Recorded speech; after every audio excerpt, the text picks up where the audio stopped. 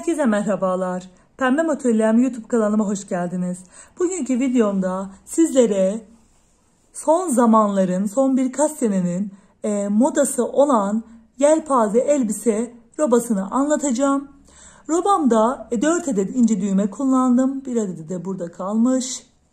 Şu şekilde ben bu robamı kumaşladım. Gördüğünüz gibi fiyonk detayıyla kumaşa şu şekilde dikimiyle robamı tamamladım. Şimdi bugün sizlerle beraber bu roba modelimi farklı bir renkle öreceğim. Gördüğünüz gibi gayet güzel bir renk. Benim de çok hoşuma gitti. Sizlerle bu rengi paylaşmak istedim. Toplamda 3 adet yelpaze kullandım robamda. 4 adet ince düğme ve kenar pıtırcıklarıyla örgümü tamamladım. Burası da örgümün ön tarafı ama sizler istediğiniz tarafı kullanabilirsiniz. Şimdi size robamın ölçüsünü vereyim hemen. Robamın ölçüsü toplamda 25,5 santim ve boyu da 16 santim. Bu da bizim 1 yaş kız bebeklerimiz için ideal bir ölçü. Hemen size ipimi söyleyeyim. Kullandığım ipi kartopu koton lavı kullandım. 100 gram 330 metre ipimiz. Renk numarası da örmek isteyenler için K507. %51 akrilik, %49 pamuk bir iplik. Gayet örümü güzel ve zevkli. Ben bu iple örmeyi tercih ettim ama sizler herhangi bir koton iple de örebilirsiniz. Ben bu robamızı ördükten sonra şu kadar İpliğimiz kaldı. Hemen hemen ikinci robanın yarısını örecek kadar. Tığ numaram da 2,5 numara. Ama sizler elinizin sıklığına, gevşekliğine göre ayarlayabilirsiniz. Söyleyeceklerim bu kadar. Kanalıma abone olmayı unutmayın. Beğeni ve yorumlarınızla da desteklerseniz çok sevinirim. Kanalıma abone olmak ücretsizdir. Şimdi hazırsak robamızın yapımına geçelim. Robamız için 2,5 numaralı tığımıza 109 zincirle başladım. Hemen ilk sırada bir tane zincirimizi atlayıp ikinci zincirimize sık iğne çalışması yapıyoruz. Tekrar yandaki yere sık iğne çalışması yapıyoruz. Bu sırayı sık iğnelerle dolduruyoruz. Toplamda 109 zincir, 107 sık iğne olacak şekilde ilk sıramızı yapıyoruz.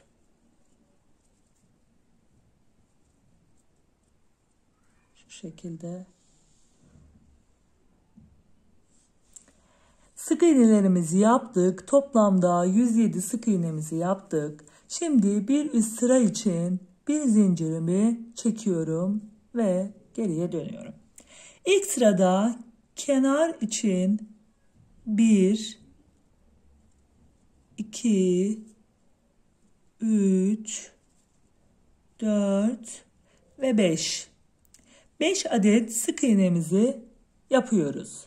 Daha sonrasında 1, 2, 3 zincirimizi çekiyoruz ve 1, 2 atlayıp 3. sık iğne başına bir adet sık iğne yapıyoruz ve bir yuva oluşturuyoruz. Tekrar 3 zincir çekiyorum. Tekrar 2 sık iğne atlıyorum. 3. sık iğneye bir adet sık iğne yapıyorum. Bu şekilde yuvalar oluşturuyoruz. 3 zincir çekiyoruz. Yine 2 adet sık iğne atlayıp tekrar batıyoruz. Yine 3 adet zincir çekip 2 adet sık iğne başı atlayıp şu şekilde yuvalarımızı oluşturuyoruz. Toplamda 33 adet yuva yapıyoruz. Kutucuklarımızı yaptık. Hemen sayalım. 2, 4, 6, 8, 10, 12, 14, 16, 18, 20, 22, 24, 26, 28, 30, 33 kutucuğumuzu yaptık. Daha sonra bu bizim ilk sık iğne çalışmamız oluyor. 2, 3, 4 ve 5. 5 adet sık iğnemi toplam 100 zincirle çekip şuraya battığımla beraber 5 adet sık iğne çalışmamızı yaptık. Daha sonrası 3 zincirimizi çekiyoruz. Bu çektiğimiz zincir çok bol olmayacak şekilde olsun ki bu ön patlarda büyüme yapıyor aşağıya doğru. Toplamda 5 adet sık iğnenin üstüne 5 adet ikili trabzanımızı yapıyoruz. Daha sonra ilk kutucuğumuza bir adet sık iğne ile geçiyoruz. Tığımızın üstüne ipimizi alıyoruz. İkinci kutucuğumuza 7 adet ikili trabzanımızı yapıyoruz. 3, 4, 5, 6 ve 7. 7 adet ikili trabzanımı yaptım.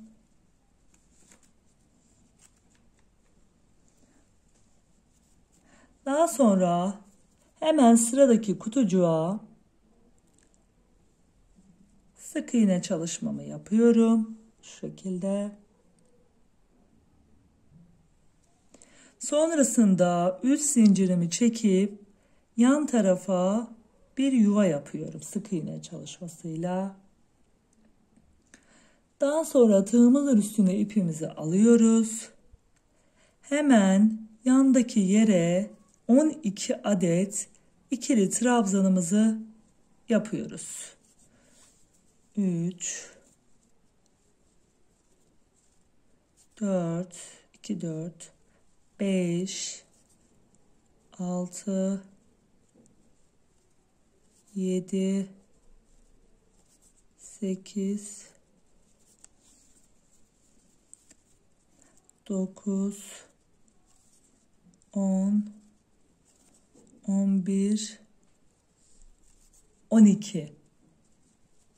Hemen yandaki kutucuğa sık iğne çalışmamızı yapıyoruz. Bu 12 adet ikili trabzanımızdan 4 adet olacak. Bunlar bizim roba ayrım yerlerimiz. Tekrar üst zincirimizi çekiyoruz.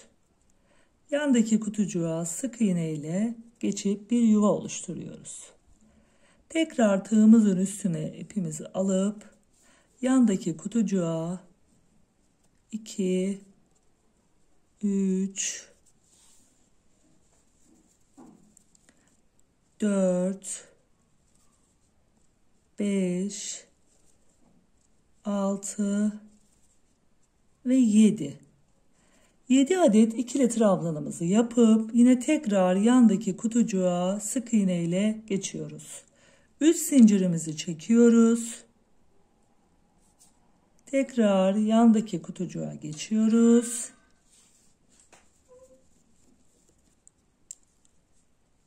Tığımızın üstüne ipimizi alıp yandaki kutucuğa 12 adet ikili trabzanımızı yapıyoruz. Burası bizim kol bölümümüzdü. Daha sonrasında arka bölüme geçeceğiz. 12 adet ikili trabzanımı yapalım. Hemen sayalım. 2, 4, 6, 8, 10, 11 ve 12. 12 adet ikili trabzanımızı yaptık. Daha sonrasını hemen yandaki kutucuğa batıyoruz. 3 zincirimizi çekiyoruz ve yandaki kutucuğa bir kutucuk yapıyoruz. Tekrar tığımızın üstüne ipimizi alıyoruz ve sıradaki kutucuğa 7 adet ikili trabzanımızı yapıyoruz.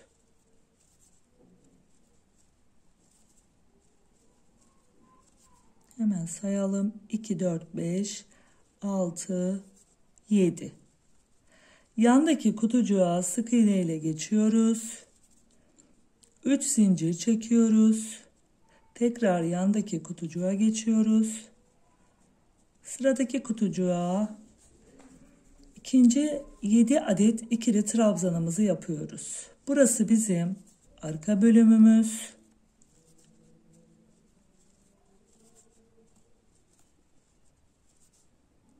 İki, 4, 5, 6, 7. Yandaki kutucuğa sık iğne ile geçiyoruz.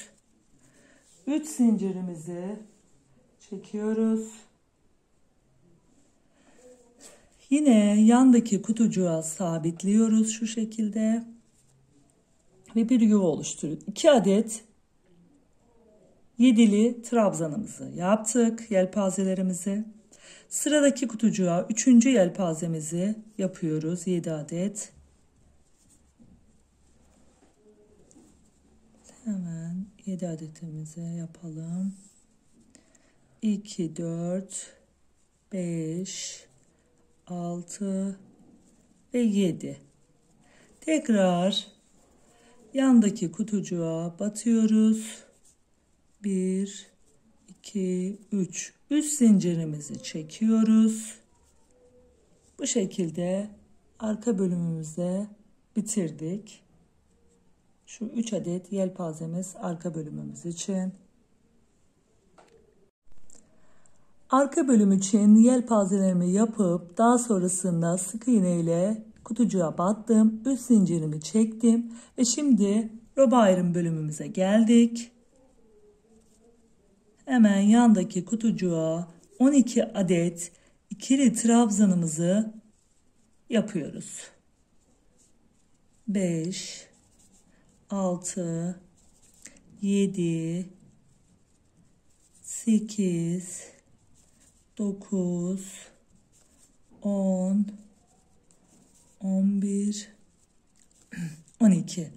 Hemen yandaki kutucuğa sık iğnemizle sabitliyoruz. Şu şekilde. Tekrar üst zincirimizi çekiyoruz. Yandaki kutucuğumuza geçiyoruz.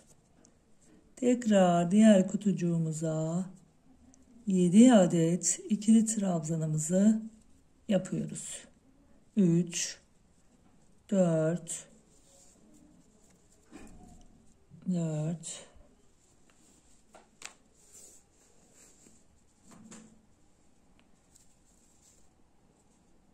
5 karışmış. 4 yaptım. 5, 6 ve 7. 7 adet ikili trabzanımı yapıp sıradaki kutucuğa sık iğne ile sabitliyorum. Üst zincirimi çekiyorum. Yandaki kutucuğa sık iğne ile geçiyorum. Tekrar şimdi burada 7 adet ikili trabzanımızı yapmıştık. Şimdi 12 adet ikili trabzanımızı yapacağız. 2, 3, 4, 5, 6, 7,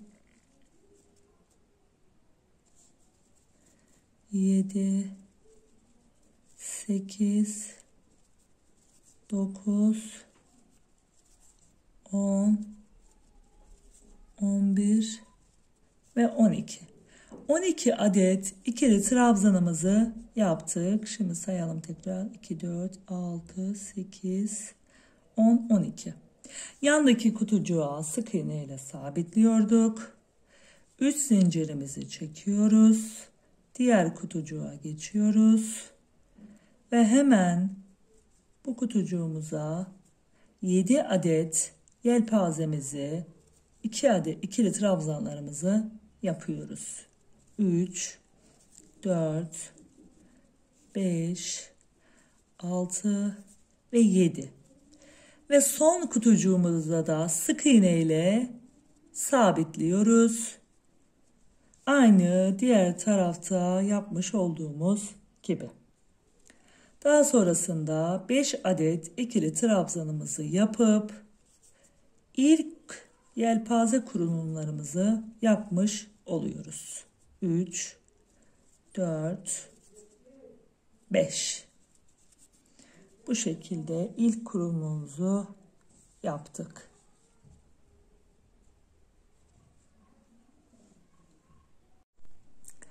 İlk yelpaze kurulumumuzu bu şekilde yaptık.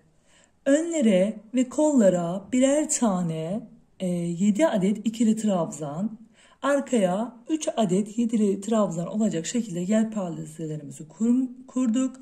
Roba ayrımlarımızın olduğu yerde de 12 adet ikili trabzanlarımızı yaptık. Ve şimdi bir üst sıraya geçiyoruz. Üst zincirimi çekiyorum. Söylediğim gibi bu zincirlerimizi çekerken ve trabzanlarımızı yaparken çok bol yapmayın ki aşağıya doğru büyüme yapıyor. O yüzden gayet sıkı bir şekilde yapalım. 5 adet ikili trabzanımı yaptım şu şekilde. Şimdi ilk trabzan 7 adet ikili trabzan yaptığımızın ilk trabzan başına 1 adet ikili trabzan yapıyoruz. Bir zincirimizi çekiyoruz. Yanındaki yere yine ikili trabzanımızı yapıyoruz. Bir zincir, ikili trabzan. 7 adet ikili trabzanın üstüne 7 adet ikili trabzan yapıyoruz.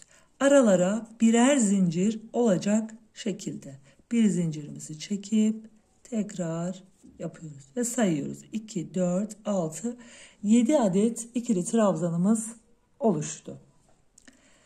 Ve hemen yandaki yaptığımız kutucuğa sık iğne ile sabitliyoruz. Tekrar tığımızın üstüne ipimizi alıyoruz. 12'li yelpazemizin üstüne hemen ikili trabzanlarımızı yapıyoruz. Aralara birer zincir çekerek trabzanlarımızı bu şekilde dolduruyoruz. Bir zincir, bir trabzan, ikili trabzan, bir zincir, bir adet ikili trabzan olmak üzere sıra sonuna kadar bu şekilde dolduracağız.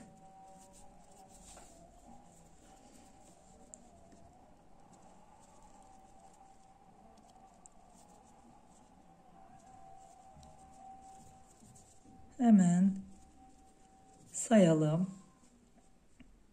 2, 4, 6, 8, 10, 12. 12 adet ikili trabzanımızı yaptık. Aralara bir zincir çekerek hemen yuvamızın içine bir adet sık iğne çalışmamızı yapıyoruz. Ve tekrar 7'li yelpazemizin üzerine gelerek bir zincir aralarda çekerek 7 adet ikili trabzanımızı yapıyoruz. Bu şekilde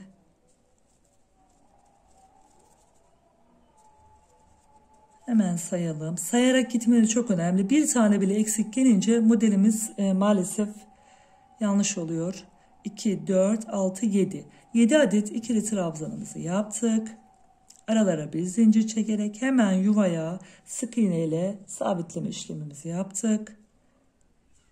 Tekrar hemen ilk kutucuğumuza burada zincir çekmeden hemen ikili trabzanımızı yapıyoruz.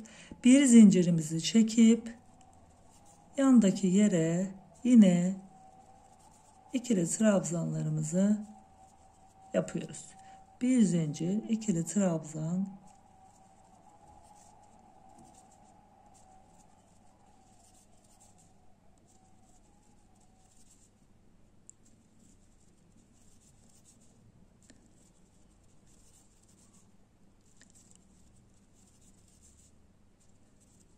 ...12 adet trabzan üzerine 12, 7'nin üzerine de 7'li ikili trabzan olacak şekilde dolduracağız.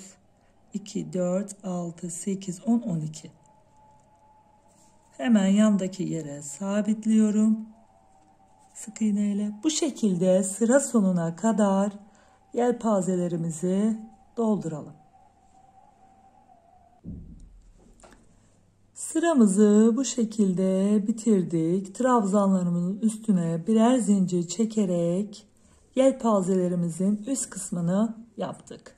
Ve en sona geldik. Yine burada da bir zincir çekip 7 adet ikili trabzanımı yaptım.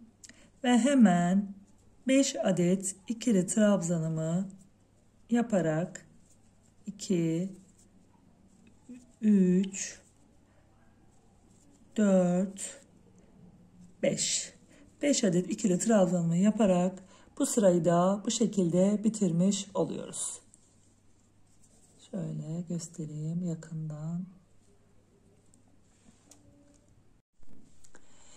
Şimdi bir üst sıraya çıkacağız. Bir zincir çekiyoruz. Ve burada sık iğneler yapıyoruz. 5 adet ikili trabzanımızın üstüne 5 adet sık iğnemizi yapıyoruz. 4 ve 5. Daha sonra ilk yuvamızın içine şu şekilde göstereyim. Bir adet sık iğne yapıyorum. 3 zincir çekiyorum. Diğer yuvanın içine batıyorum. 3 zincir çekiyorum. Yandaki yuvamızın içine sık iğne yapıyorum. Tekrar 3 zincir.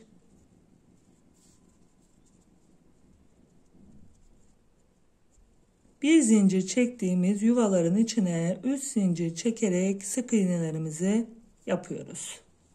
Şu şekilde sayalım. 1, 2, 3, 4, 5. 7'li trabzan yelpazemizin üzerine 5 adet yuvamızı yapıyoruz. Şimdi diğer yelpazemize geçeceğiz. Diğer yelpazemize geçerken arada herhangi bir zincir çekmeden ilk yelpazemizin içine batıyorum. Şu şekilde birleştiriyorum. Daha sonra 1, 2, 3 zincir çekiyorum. Yandaki trabzan arasına batıyorum. Yuva yapıyorum. Yine 3 zincir sık iğne. 3 zincir sık iğne olacak şekilde 12'li yelpazemizin üzerini de bu şekilde yuvalar yapıyoruz.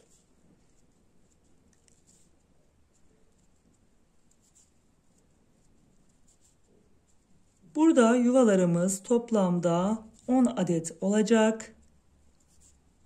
1, 2, 3 zincir çekip sık iğne ile bir zincir çektiğimiz trabzan aralarına batıyoruz.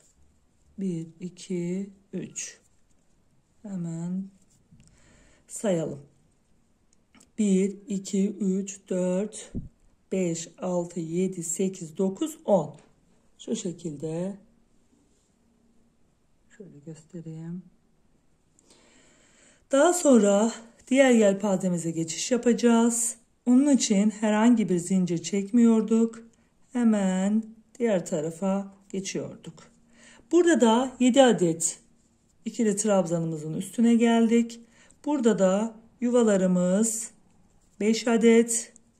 Yine 3 zincir çekerek bu şekilde tamamlıyoruz. 1, 2, 3. 1, 2, 3, 4, 5. Her defasında sayarsanız sizin için hem daha kolaylık olur. Yanlış yapmışsanız da düzeltmeniz daha kolay olur. Maalesef yanlış yapmanızı böyle göz ardı edebilecek bir model değil. O yüzden çok dikkatli olmanız gerekiyor. Şurada geçiş yapacağız şimdi. Hemen diğer yelpazemize. Tekrar 3 zincir çekerek bu şekilde yuvalarımızı yapıyoruz. Bu sırayı bu şekilde yedili trabzanlarımızın, yedili yelpazelerimizin üstüne 5 adet yuva, 12'li yelpazelerimizin üzerine de 10 adet yuva olacak şekilde sıramızı tamamlayıp gelelim. Sıramızı şu şekilde yuvalarla doldurup bitirdik. En son yedili yelpazemizin üzerinde 5 adet yuvamızı yaptım. Şimdi köşedeki sık iğnelerimizi yapacağız. En son yuvamızı şu şekilde buraya battım. Daha sonrasında sık iğnelerimizi yapıyoruz. Ve böylelikle bu sırayı da bitirmiş oluyoruz. Ve bir üst sıraya çıkıyoruz.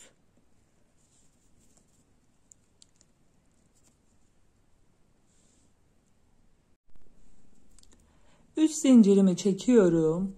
1, 2, 3. Hemen bir üst sıraya çıkıyoruz. Ve 5 adet ikili trabzanlarımızı yapıyoruz. 4 ve 5. Daha sonrasında 3 zincirimizi çekiyoruz ve ilk yelpazemiz yuvacığımızın üstüne batıp sık iğnemizi yapıyoruz. Tekrar 3 zincir çekiyoruz diğer yuvaya. Tekrar 3 zincir sık iğne şeklinde ilerliyoruz. Bu sırayı bu şekilde ilerleyeceğiz. 3 zincir 3 sık iğne olacak şekilde. Şimdi yelpaze arasına geldik. Alt sırada direkt hiçbir zincir çekmeden yapıyorduk. Bu sırada 3 zincir çekip diğer yelpazenin ilk yuvasına batıp burada bir yuva daha oluşturuyoruz. 3 zincir çekiyoruz. Yandaki yuvaya sık iğnemizi yapıyoruz. 3 zincir sık iğne. Bu sırayı bu şekilde ilerliyoruz. 3 zincir.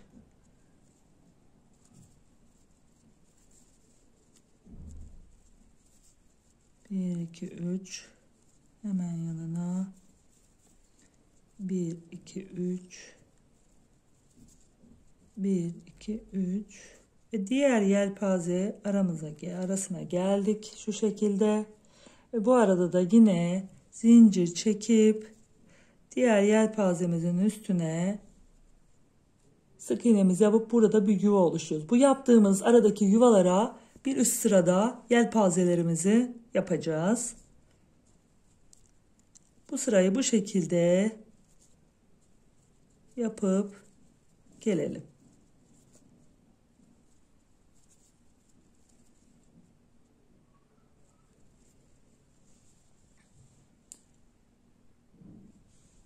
Sıramızın sonuna geliyoruz. Tekrar 3 zincir çekerek yuvalarımızı yapıyoruz. Şu en son yerde de 3 zincir çekerek hemen trabzanlarımızın üstünü ikili trabzanlarla dolduruyoruz.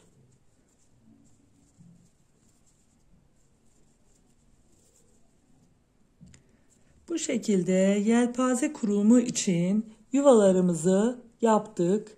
Bir üst sırada ikinci yelpaze kurulumumuzu yapacağız. Şöyle göstereyim. Yelpaze aralarını da yuvalarını da gösterelim. Şimdi bir üst sıraya geçelim. 3 zincirimizi çekiyoruz. Bir üst sıraya çıkıyoruz. Hemen kenardaki 5 adet ikili trabzanlarımızı yapıyoruz. Daha sonrasında bir alt sırada 3 zincir çektiğimiz yere yuvamıza 3 adet ikili trabzanımızı yapıp yarım yelpaze yapmış oluyoruz. Şu şekilde 5 adet ikili trabzan, daha sonrasında ilk yuvaya 3 adet ikili trabzan. Sonrasında hemen yanındaki yuvaya değil, sonraki yuvaya sık iğne ile sabitliyoruz. 3 zincir çekiyoruz. Bu sefer hemen yanındaki yuvaya. Daha sonrasında tığımızın üstüne ipimizi alıyoruz. İlk yuvaya değil, sonraki yuvaya 7 adet ikili trabzanımızı yapıyoruz. Burası da bizim yelpaze arasında çektiğimiz 3 zincirin olduğu yer. 2 yelpaze arasına 1 adet yelpaze yapıyoruz. 2, 4, 6, 7. 7 adet ikili trabzanımızı yaptık. Daha sonrasında bir yuva atlıyoruz. İkinci yuvaya sık iğne ile sabitliyoruz. Şu şekilde. Sonrasında 3 zincirimizi çekiyoruz. Hemen yanındaki yuvaya geçiyoruz. Yine tığımızın üstüne ipimizi alıyoruz. Sonrasında bir yuva atlayıp ikinci yuvaya 12'li trabzan yapıyoruz. 12 adet ikili trabzanımızı yapıyoruz.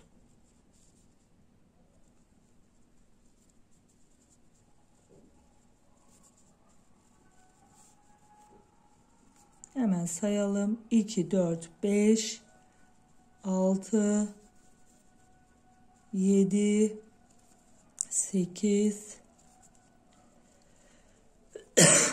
9, 10, 11, 12.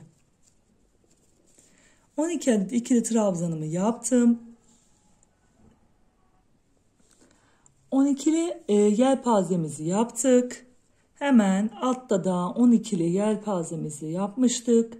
Yine aynı orta noktasına denk geldi. Daha sonrasında yine yanındaki yuvaya değil, sonraki yuvaya sabitleme işlemimizi yapıyoruz. Sonrasında 3 zincir çekiyoruz. Hemen yanındaki yuvaya batıyoruz. Tığımızın üstüne ipimizi alıp yine 2 yelpaze arasında çektiğimiz 3 zinciri olduğu yere yelpazemizi yapıyoruz.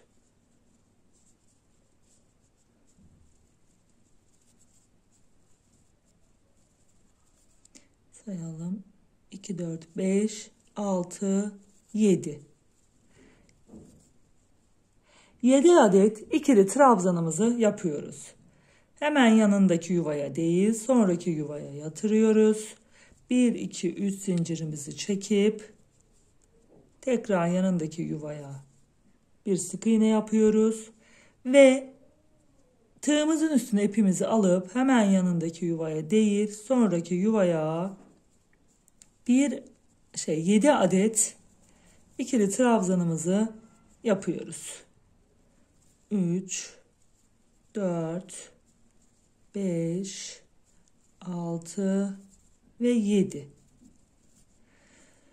Gördüğünüz gibi şu şekilde araya 2 adet 7'li trabzan geldi.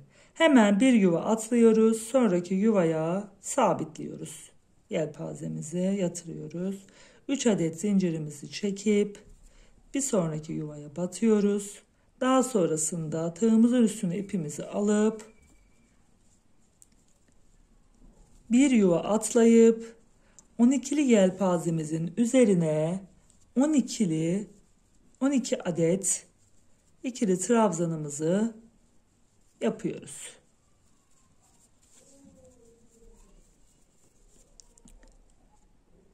İki, 4, 6, 7, 8, 9, 10, 11 ve 12. Daha sonrasında yine bir yuva atlayıp ikinci yuvaya sık iğnemizi yapıyoruz. 3 zincirimizi çekip diğer yuvaya atlıyoruz. Daha sonrasında tığımızın üstüne ipimizi alıp yine yelpaze arasına 7 adet ikili trabzanımızı yapıyoruz. 3, 4, 5, 6 ve 7. Sonrasında yine bir yuva atlıyoruz. İkinci yuvamıza batıyoruz. 3 zincirimizi çekiyoruz. Hemen yanındaki yere bir yuvamızı yapıyoruz.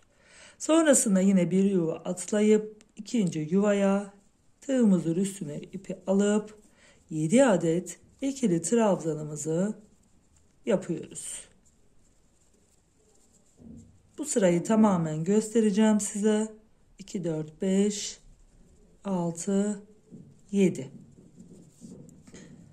Daha sonrasında yine bir yuva atlayıp ikinci yuvaya batıyoruz. 3 zincirimizi çekiyoruz. Yanındaki yuvaya sık iğnemizi sabitliyoruz. Yine bir yuva atlayıp sonraki yuvaya yine 7'li yelpazemizi yapıyoruz. 3, 4, 5, 6, 7. Sonrasında hemen bir yuva atlayıp sonraki yuvaya batıyoruz. 3 zincir çekiyoruz. Yandaki yuvaya batıyoruz. Bu şekilde ilerliyoruz. 3 zincirimizi çektik. Yandaki yuvaya battık. Şimdi tığımızı üstüne ipimizi alıp tekrar bir yuva atlayıp sonraki yuvaya 2 yelpaze arasına 7 adet ikili trabzanımızı yapıp bir adet daha yelpaze oluşturuyoruz. 7 adet ikili trabzanımızı yaptık. Şimdi yine bir yuva atlayıp sonraki yuvaya batıyoruz. 3 zincirimizi çekip tekrar yandaki yuvaya ve bir yuva atlayıp sonraki yuvaya batıyoruz. Yine 12'li trabzan, 12'li yelpazemizin üzerine geldik.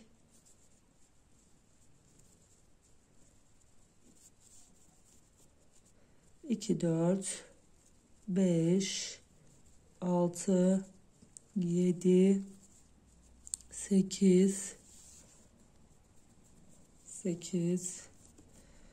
9, 10, 11, 12. 12 adet ikili trabzanımızı yaptık. 12'li yelpazemizi yine bir yuva atlayıp sonraki yuvaya sık iğne ile sabitliyoruz.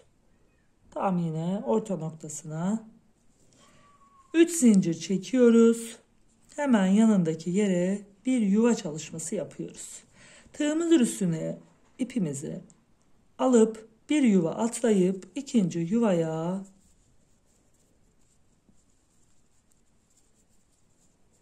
yelpazemizi yapıyoruz.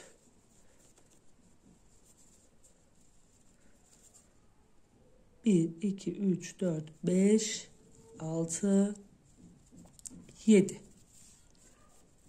Bir yuva atlıyoruz. Sonraki yuvaya bir sık iğne çalışması yapıyoruz. 3 zincir çekiyoruz. Hemen yanındaki yuvaya batıyoruz. Tekrar tığımızın üstüne ipimizi alıp bir yuva atlayıp sonraki yuvaya batıyoruz.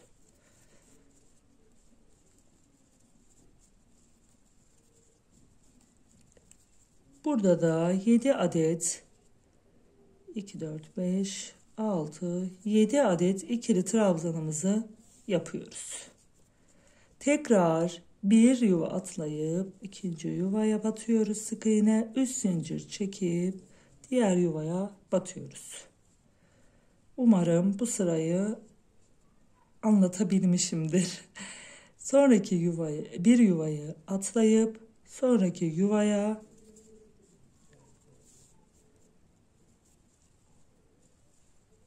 ikili yelpazemizin üzerine geldiği için 12 adet ikili trabzanımızı yapıyorum.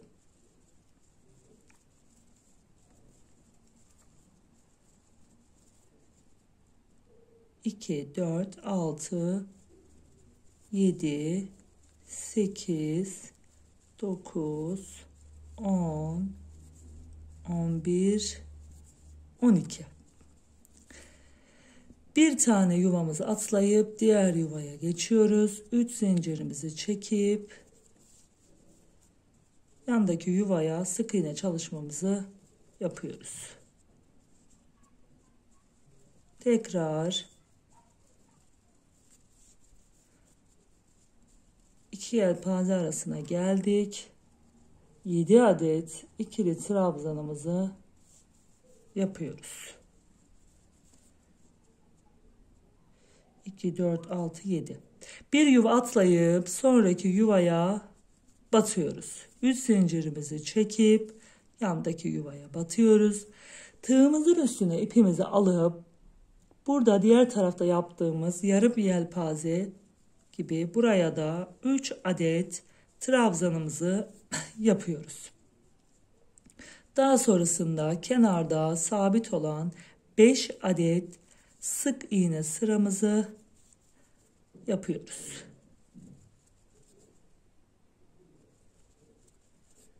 5 adet ikili trabzanımızı yapıyoruz. Gördüğünüz gibi bu şekilde yelpazelerimizi kurduk.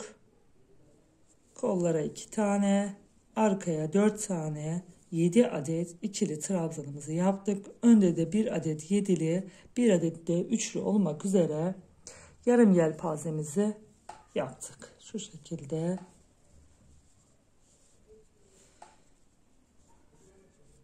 Gördüğünüz gibi. Şimdi bir üst sıraya geçeceğiz. 3 zincirimizi çekip 1, 2, 3. Bir üst sıraya çıkıyoruz. Ve kenardaki yine sabit olan 5 adet ikili trabzanımızı yapıyoruz.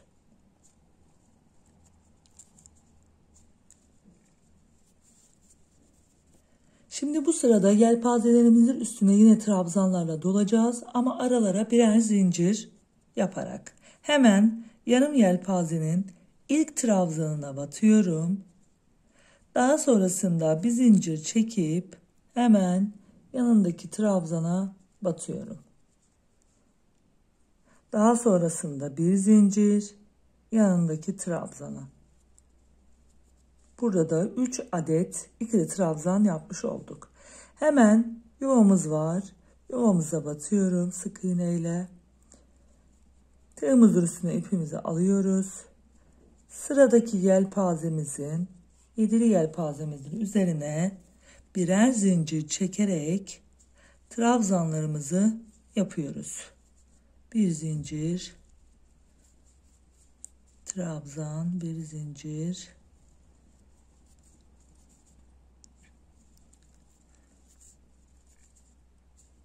bu şekilde yelpazelerimizin üstünü de trabzanlarla dolduruyoruz. Hemen sayalım. 1, 2, 3, 4, 5, 6, 7.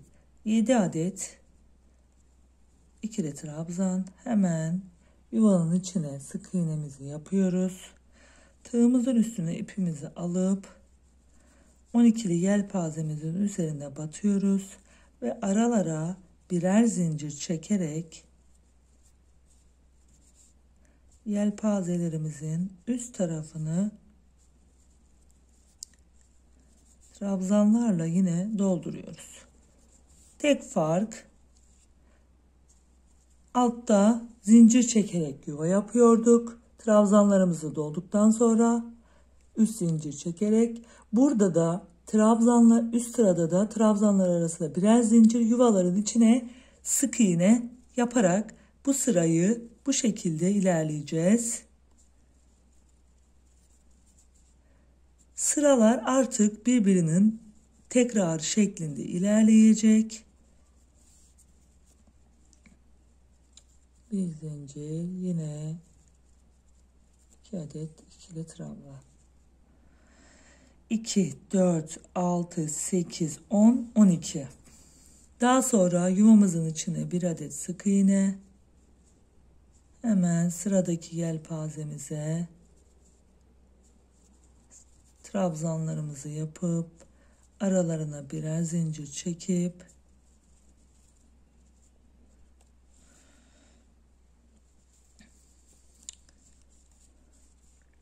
ilerliyoruz. Bir zincir, ikili trabzan, bir zincir, ikili trabzan ve sayarak 2, 4, 6, 7. Daha sonra yuvanın içine sık iğne. Sonrasında yine tekrar ikili trabzanlarımız.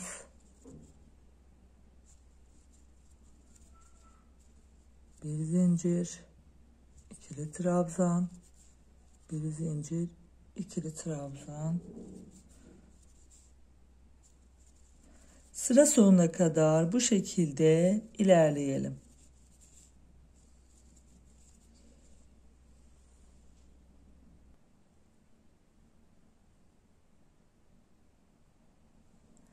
Sıranın sonuna geldim. En sonki yuvaya sık iğne ile battım.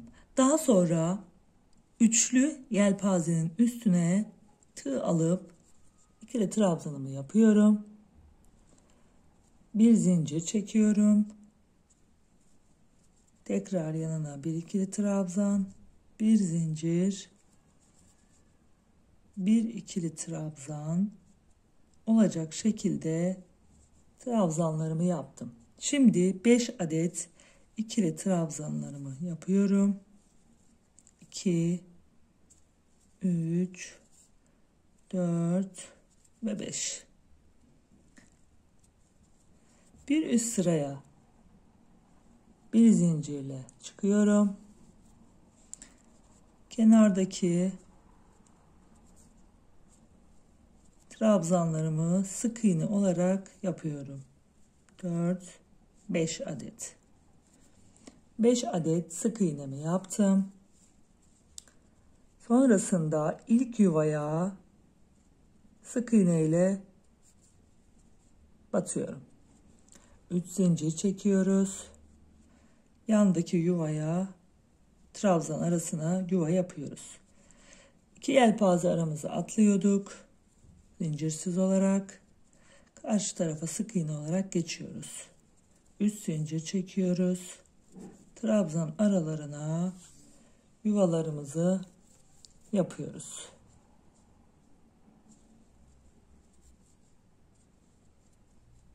Bir, iki, üç. 1, 2, 3. Üst zincir çekerek sık iğne çalışmasıyla yuva çalışmalarımızı yapıyoruz. 1, 2, 3, 4, 5. 7'li yelpazemizin üstünde 5 adet yuvamızı yapıyoruz. Daha sonra diğer yelpazemize geçiyoruz. Zincirsiz olarak 3 zincirimizi çekip yelpazelerimizin üstüne yuvalarımızı yapıyoruz. 12'li yelpazemizin üstüne de 10 adet yuvamızı yapıyoruz. 1, 2, 3 zincir, 1 yuva. 3 zincir, 1 yuva. 3 zincir, 1 yuva. Şu şekilde 3 zincir,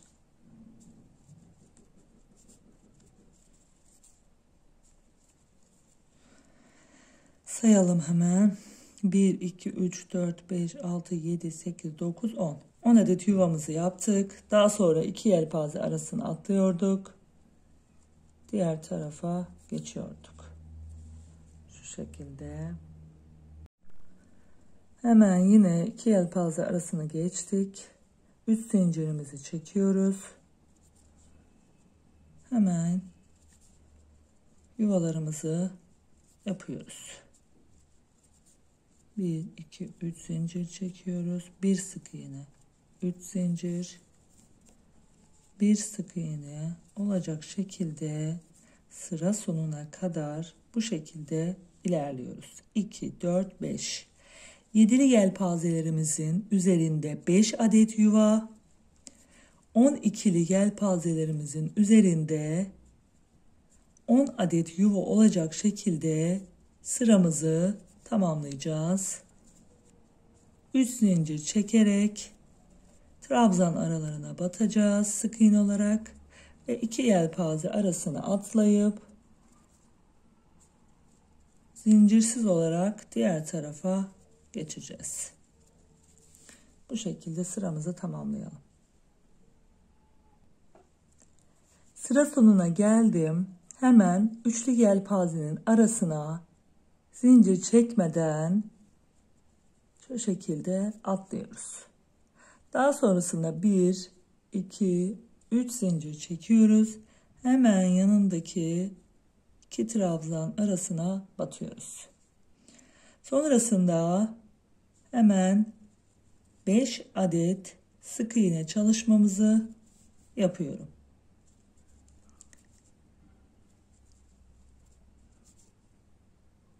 Böylelikle sıramızı bitiriyoruz. Gördüğünüz gibi yuvalarımız bu şekilde oluştu. Bir üst sıraya çıktık. 1, 2, 3 zincirimizi çektik ve ikili trabzanlarımızı yapıyoruz. Düğme ilikleri için.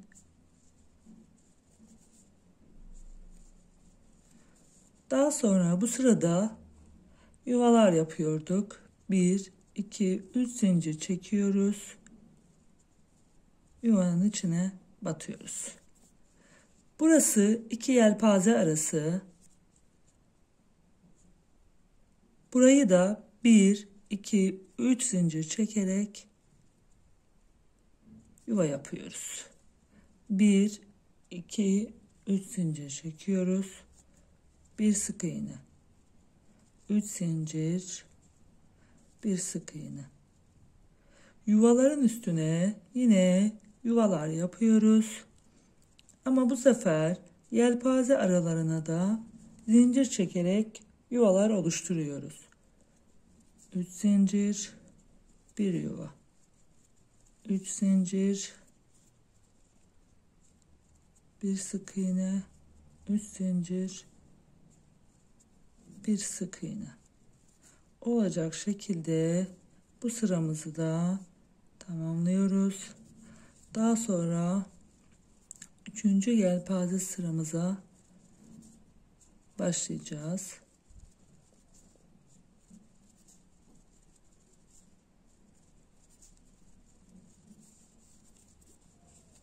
Yine yelpaze arasına geldik.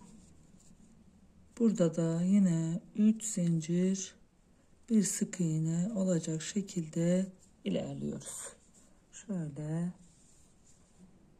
bu sıramızı bu şekilde tamamlayalım. Sıra sonuna geldik. Üst zincirimizi, sık iğnemizi yapıp sabitledik. Yuvalarımızı yaptık. Yine 2 yelpaze, yarım yelpazenin arasına geldik. 3 zincirimizi çekip yuvaya battık. Yine tekrar 3 zincir çekip ikili trabzanlarımızı yapıyoruz. 5 adet ikili trabzanlarımızı yapıp düğme ilik yerimizi yapıyoruz. 3 zincirimizi çekiyoruz. Dönüyoruz. Tekrar ikili trabzanlarımızı yapıyoruz. Bu sırada yelpaze kurulumumuzu yapacağız. 3.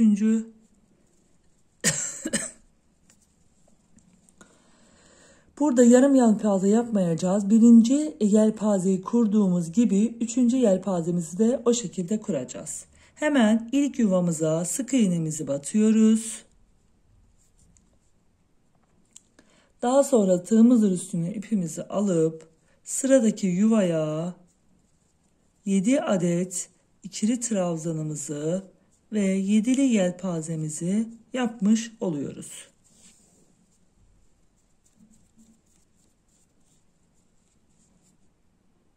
2, 4, 5, 6 ve 7. 7'li yelpazemizi yaptık. Sıradaki yuvaya değil, daha sonraki ikinci yuvaya sık iğne ile sabitliyoruz.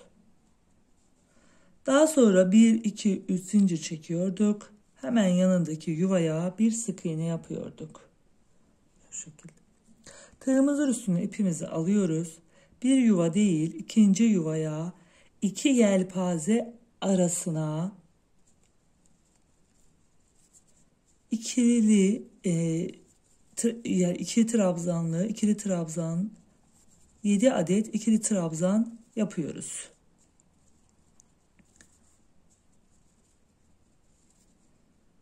İki, 4, 6, 7. Şu şekilde yelpazelerimizi yapıyoruz. Hemen bir yuva atlıyoruz. İkinci yuvaya yine bir sık iğne çalışması yapıyoruz. 3 zincir çekiyoruz. Sıradaki yuvaya bir sık iğne çalışması. Tığımızın üstüne ipimizi alıyoruz. 12'li yelpazemizin üzerine geldik. Bir yuva atlıyoruz.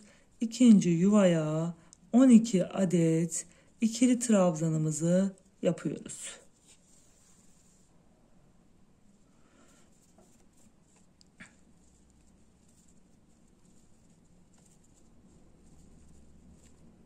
Hemen sayalım. 2, 4, 6, 7, 8, 9, 10, 11, 12. 12'li yelpazemizi yaptık. Hemen yanındaki yuvaya değil, sonraki yuvaya sık iğne ile sabitliyoruz. 3 zincirimizi çekip yandaki yuvaya sabitliyoruz ve yelpaze arasına geldik. Oraya da 7 adet ikili trabzanımı yapıyorum. 2, 4, 5, 6, 7. Ve hemen yanındaki yuvaya değil, sonraki yuvaya sık iğne ile sabitliyoruz. 3 zincirimizi çekip tekrar yandaki yuvaya batıyoruz. Tığımızın üstüne ipimizi alıp yine 2 yelpaze arasına denk gelecek şekilde bir yuva çalışması, bir yelpaze çalışması yapıyoruz. 3, 4, 5, 6, 7. Hemen bir yuva atlıyoruz. 2, 4, 6, 7. Bir yuva atlıyoruz. İkinci yuvaya sık iğne ile sabitliyoruz. 3 zincir çekiyoruz. Hemen yanındaki yuvaya batıyoruz. Ve yine 2 yelpaze arasına geldik. Bir yuva atlıyorduk şurada. İkinci yuvamıza 7 adet ikili yelpazemizi yapıyoruz. 2, 4, 5, 6, 7. Hemen bir yuva atlıyoruz. Sonraki yuvaya sık iğne ile sabitliyoruz. 3 zincir çekiyoruz. Hemen yanındaki yere yuvamızı yapıyoruz. Tığımızın üstüne ipimizi alıp bir yuva atlayıp sonraki yuvaya 12 adet ikili trabzanımızı yapıyoruz. 12 trabzanımızı yapıyoruz. 1, 2, 3, 4, 5, 6, 7, 8, 9, 10, 11 ve 12. 12'li yelpazemizi yaptık. Bir yuvamızı atlıyoruz. Yine ikinci yuvaya sabitliyoruz. 3 zincir çekiyoruz. Hemen yanındaki yuvaya bir sık iğne çalışması. Bir yuva atlıyoruz. Sonraki yuvaya 2 yelpaze arasına 7 adet ikili trabzanımızı yapıyoruz. 2, 3, 4, 5, 6 ve 7. 2, 4, 6, 7. Bir yuvamızı atlıyoruz. İkinci yuvaya bir sık iğne çalışması, 3 zincir, bir sık iğne çalışması yandaki yuvaya, tığımızın üstüne ipimizi alıp bir yelpaze çalışması yapmak için bir yuva atlıyoruz ve sonraki yuvaya 2 yelpaze arasına 7 adet ikili trabzanımızı yapıyoruz. Bu sıramız da bu şekilde ilerliyor. 2, 4, 6, 7. Hemen yandaki yuvaya değil, sonraki yuvaya sık iğne çalışmamızı yapıyoruz. 1, 2, 3 zincir çekiyoruz. Bir yuva atlayıp sonraki yuvaya 7 adet ikili trabzanımı yapıyorum. 2, 3, 4, 5, 6, 7. 2, 4, 6, 7 adet ikili trabzanımı yapıyorum. Bir yuva atlayıp ikinci yuvaya sık iğne ile sabitliyorum. Gördüğünüz gibi. Daha sonra 3 zincir çekiyorum. Yandaki yuvaya batıyorum. Yine 2 yelpaze arasına geldim. Robamızın arka bölümünü çalışıyoruz şu an. 2, 4, 5, 6, 7. Daha sonra hemen yanındaki yere değil, sonraki yuvaya sık iğne ile sabitliyoruz. 3 zincir çekiyoruz yanındaki yuvaya. Daha sonra yine bir yuva atlayıp sonraki yuvaya 7 adet ikili trabzanımızı yapıyoruz.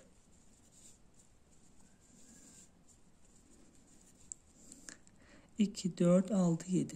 Tekrar bir yuva atlayıp ikinci yuvaya sabitliyoruz. 1, 2, 3 zincir çekiyoruz. Burada 12'li yelpazemizin üzerine geldik. Bir yuva atlayıp sonraki yuvaya 12 adet ikili trabzanımızı yapıyoruz. Zaten 7 adet yelpazelerimizi 2 yelpaze arasına 12'li yelpazemizi üst üste gelecek şekilde devam ettiriyoruz. Oralar bizim zaten ayrım yerlerimiz. Hemen sayalım. 2, 4, 6, 8, 10, 12. Hemen bir yuva atlıyoruz. Bir yuva atlıyoruz. Hemen sonraki yuvaya sık iğne ile sabitliyoruz. 3 zincir çekiyoruz. Yanındaki yuvaya. Tekrar bir yuva atlayıp 2 yelpaze arasına 7 adet ikili trabzanımızı yapıyoruz. 2, 4, 5, 6, 7. Bir yuva atlayıp sonraki yuvaya tekrar batıyoruz. 3 zincir çekiyoruz. Hemen yanındaki yuvaya ve bir yuva atlayıp tekrar 2 yelpaze arasına bir yuva çalışması daha bir yelpaze çalışması daha yapıyoruz. 2, 4, 5, 6, 7. Daha sonra bir yuva yine atlıyorduk. Sık iğne ile sabitliyorduk. 3 zincirimizi çekiyoruz. 3 zincirimizi çekiyoruz. Hemen yanındaki yuvaya batıyoruz.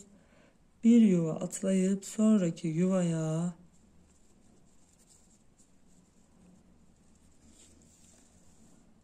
yedi adet ikili trabzanımızı yapıyoruz. 2, 4, 5, 6 ve 7. Daha sonra bir yuva atlayıp sonraki yuvaya batıyoruz. 3 zincir çekiyoruz. Hemen yanındaki yuvaya. bir yuva atlayıp sonraki yuvaya 12'li yelpazemizi yapıyoruz.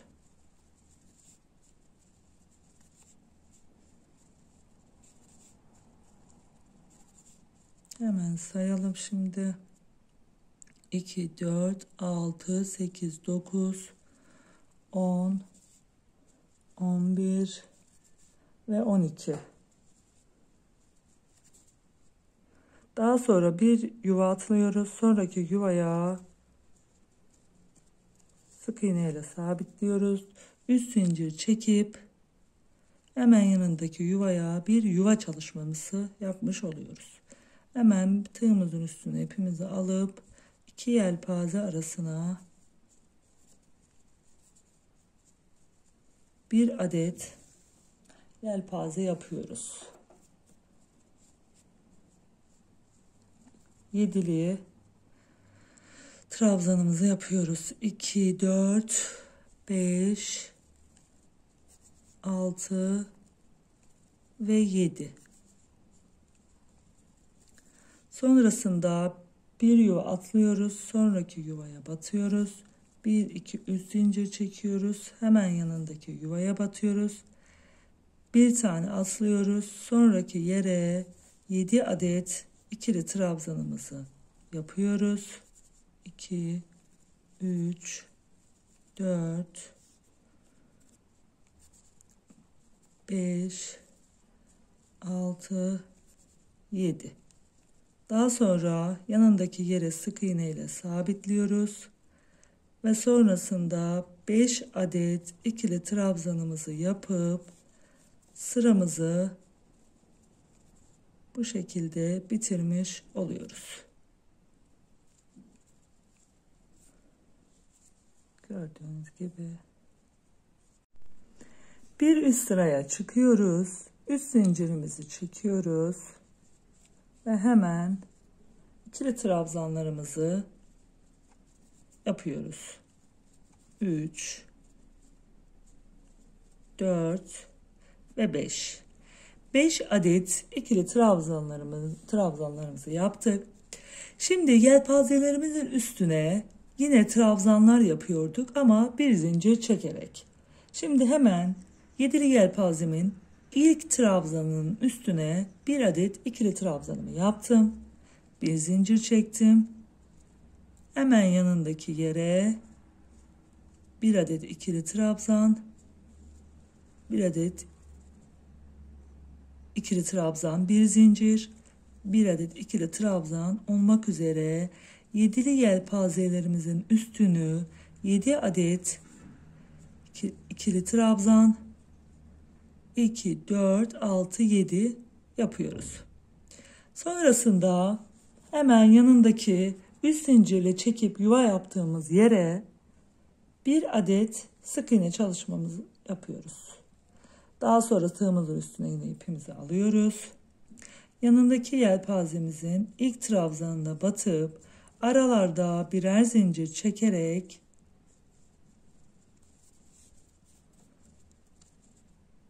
trabzanlarımızı yapıyoruz. Bu sıra sürekli bu şekilde ilerleyecek.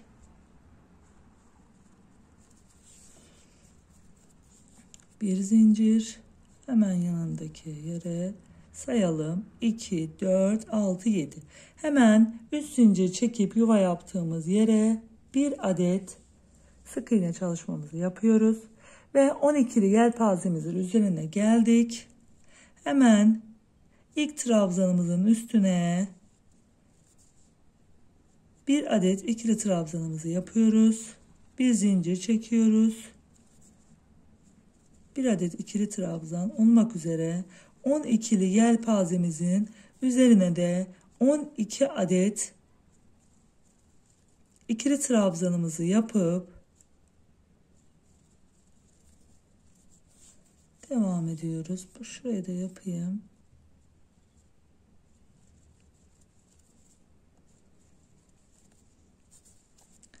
Sıramız aynı şekilde ilerleyeceği için sizi de sıkmak istemiyorum.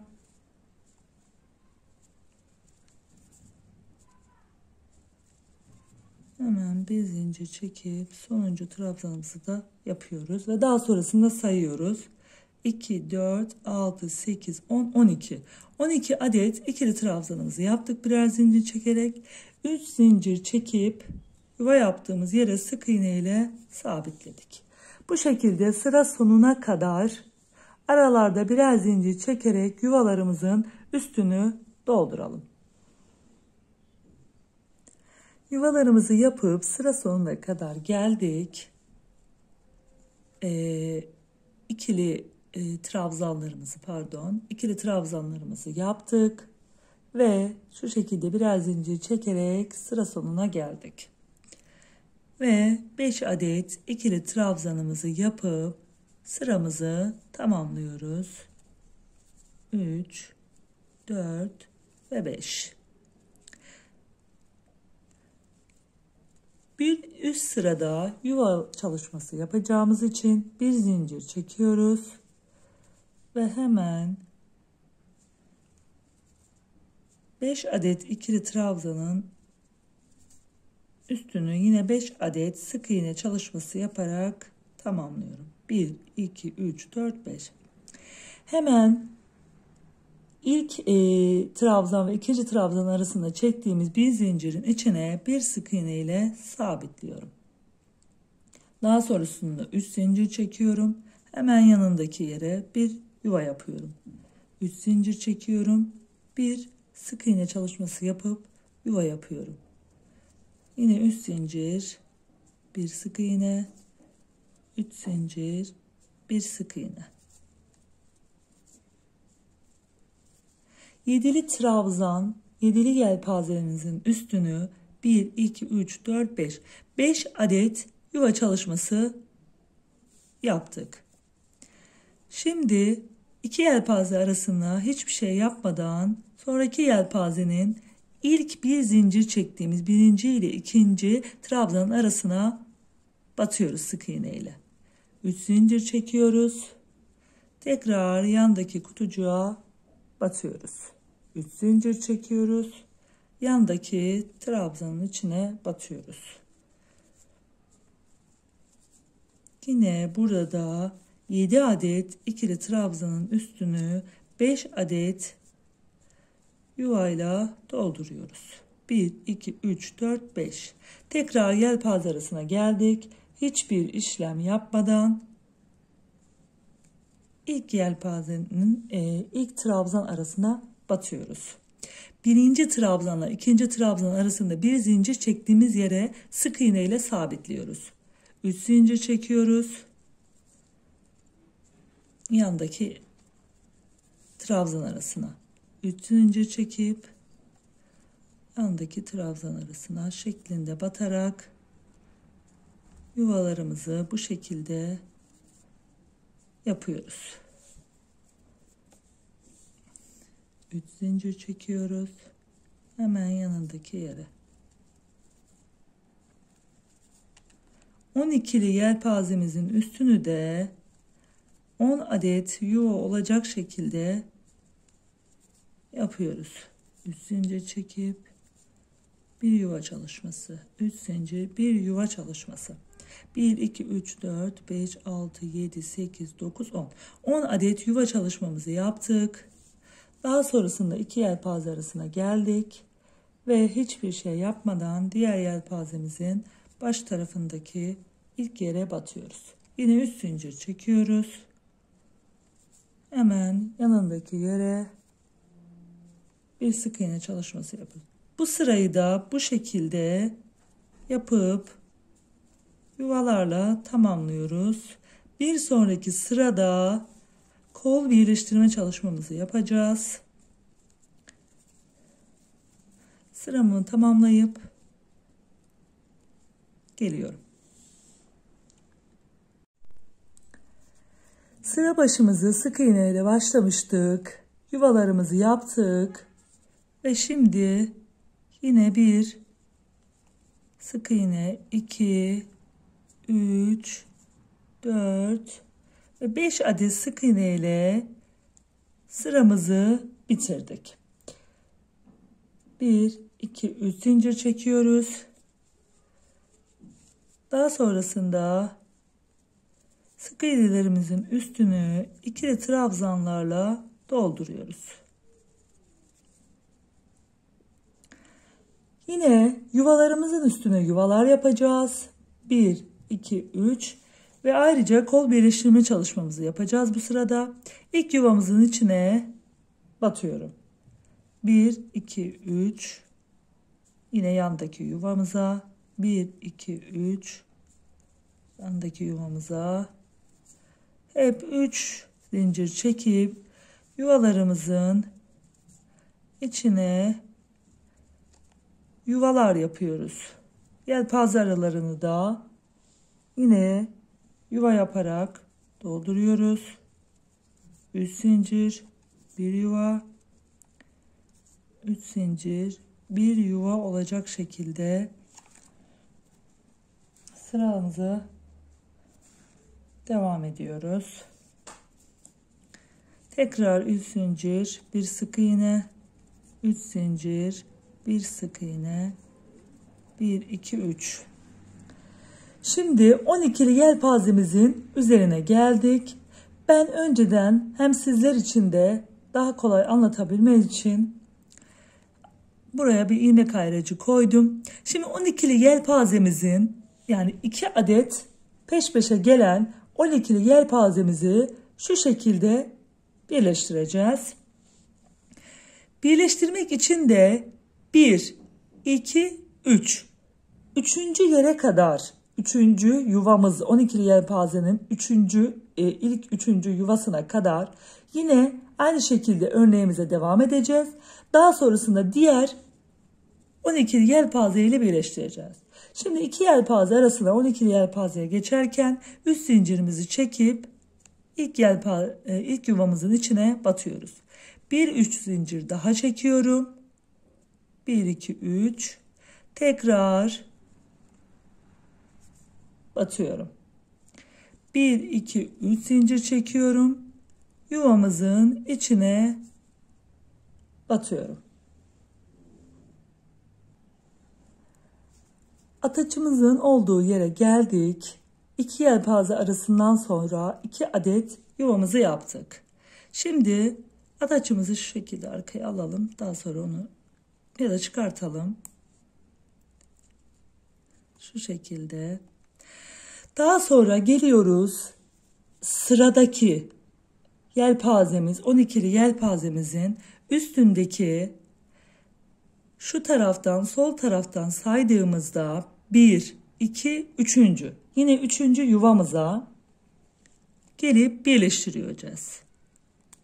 Buradaki şeyi de çıkartalım. Karşılıklı olarak birleştiriyoruz. Daha sonrasında örgümüze şu şekilde çevirmeden hiç 1, 2, 3 zincir çekerek yuvalarımıza devam ediyoruz. 1, 2, 3 1, 2, 3 bu şekilde hem yuvalarımızı yapıyoruz hem de kol birleştirme çalışmamızı yapmış oluyoruz. 1, 2, 3 1, 2, 3 1, 2, 3 bu şekilde diğer 12'li yelpazemizin üstüne gelene kadar yuva çalışmalarımızı yapıyorum. Tekrar yelpazemizin üzerine 12 yelpazemizin üzerine geldik. 2 yelpaze arasına 1, 2, 3 zincir çekip hemen yelpazenin içine batıyoruz. Burada da yine üçüncüye kadar geleceğiz. 1, 2, 3 zincir, 1 yuva ve 3 zincir, 1 yuva olacak şekilde 2 yelpaze arasına yuva yaptıktan sonra 2 yuvaya daha yapıp kol birleştirme çalışmamızı bu şekilde yapacağız. Bu şekilde karşıdaki ilk 12'li yelpazemizi de alıyoruz. Çıkartıyoruz. 1, 2, 3. Orada da yine 3. yere batıp Tekrar aralara 3 zincir çekip yuvalarımıza devam ediyoruz. 3 zincir çekip yuva çalışmalarımızı yapıyoruz. 1 2 3 1 2 3 1 2 3 3 zincir, bir sık iğne olacak şekilde yuva çalışmalarımızı yapıyoruz. 1 2 3 1 2 3 1 2 3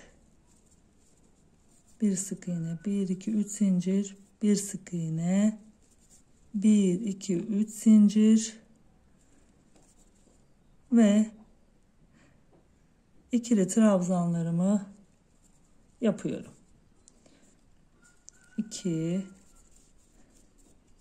3 4 5. Hem kol birleştirme çalışmamızı yaptık, hem de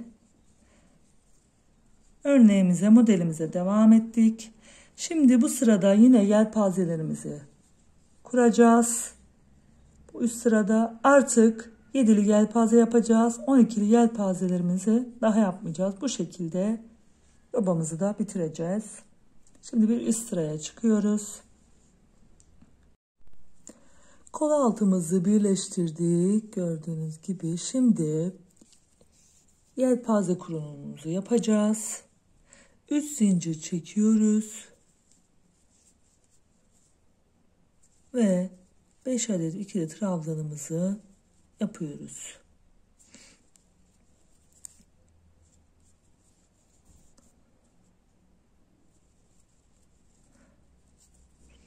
Daha sonrasında 4. yelpaze sıramızda 2. yelpaze sıramız gibi olacak. Bir yarım yelpaze yapıyoruz. 2 3. Gördüğünüz gibi 3 adet. Burada da şurayı da göstereyim. Burada da aynı şekilde. Sonrasında bir adet yuvamızı atlıyorduk. İkinci yuvamıza sık iğne ile sabitliyorduk. 3 zincir çekiyorduk. Yandaki yuvaya batıyorduk. Bir yuva yapıyorduk. 2 yelpaze arasına ve bir yuva atlayıp ikinci yuvaya 7'li yelpazemizi yapıyoruz.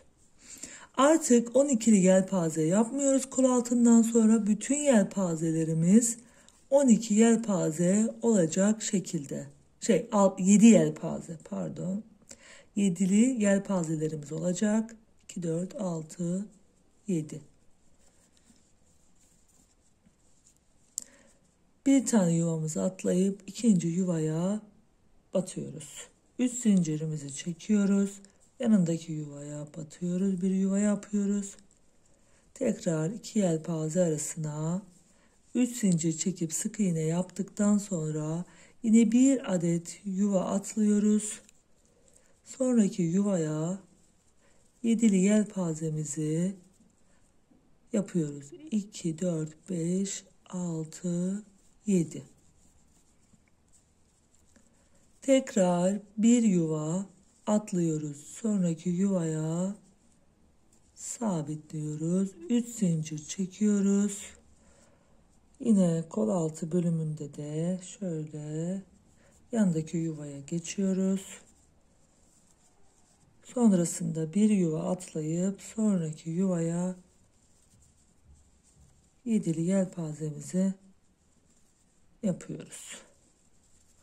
3 4 5 6 7. Bir yuva atlayıp sonraki yuvaya sık iğne ile sabitliyoruz. 3 zincirimizi çekiyoruz. Hemen yanındaki yuvaya ve bir yuva atlayıp sonraki yuvaya 7'li yelpazemizi yapıyoruz. Yelpazelerimiz de yine 2 yelpaze arasına denk geliyor. 2, 4, 5, 6, 7. 7 adet ikili trabzanımı yapıp 7'li yelpazemi yaptım. Sonrasında bir yuva atlayıp ikinci yuvaya batıyorum. 3 zincir çekiyorum. Yandaki yuvaya batıyoruz. Tekrar bir yuva atlayıp sonraki yuvaya yelpazemizi yapıyoruz.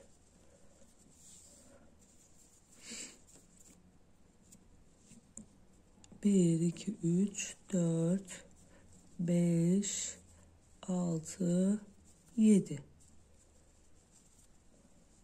Tekrar bir tane atlayıp yuva, sonraki yuvaya sabitliyoruz. 3 zincir çekiyoruz. Tekrar yanındaki yere yuvamızı yapıyoruz. Bir yuva atlayıp sonraki yuvaya iki yelpaze arasına 7 adet ikili trabzan yapıyoruz. Bu sıramızı bu şekilde tamamlayalım. 2, 4, 5 yelpazelerimizi kuralım.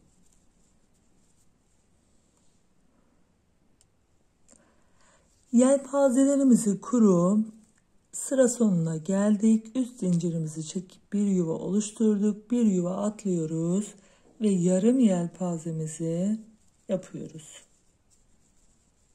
3 adet ikili trabzanımızı yaptık. Hemen sonrasında sabit olan ve düğme iliği içinde kullanacağımız 5 adet ikili trabzanımızı yapıyoruz. Bir üst sıra için 3 zincir çekiyoruz ve dönüyoruz. Tekrar 5 adet ikili trabzanımızı yapıyoruz. 2, 4, 5. Hemen yanındaki yere batıyoruz. Üçlü trabzanın ilk trabzanına batıp bir zincir çekip yandaki trabzana, bir zincir çekip yandaki trabzana. Daha sonra yuvamızın içine sık iğne çalışması yapıyoruz. Sonrasında 7'li trabzanımızın, 7'li yelpazemizin ilk trabzanına batıyoruz. Bir zincir çekiyoruz. İkili trabzan, bir zincir, ikili trabzan olacak şekilde artık sıralar birbirinin tekrarı şeklinde devam edecek. Bir zincir, bir trabzan. Gördüğünüz gibi birer zincir çekerek 7'li yelpazemin üstünü doldurdum. 3 zincir çektiğim yuvanın içine sık iğne ile sabitledim. Yine tekrar 7'li yelpazemin üstünü aralarda birer zincir çekerek 7 adet ikili trabzanla dolduruyorum. Bu sıramızı da hep aynı şekilde ilerleteceğiz. Birer zincir çekerek yelpazelerimizin üstünü dolduracağız. Yine üst zincir çektiğimiz yuvanın içine batıyoruz. Tekrar 7'li yelpazemizin üstüne geldik. Bu şekilde bu sıramızı tamamlayalım. Sıra sonuna geldik. Hemen üçlü yelpazemizin üstünü de trabzanlarla dolduruyoruz. Bir zincir, bir adet ikili trabzan, bir zincir, bir adet ikili trabzan. Hemen 5 adet sabit olan ikili trabzanımıza geldik.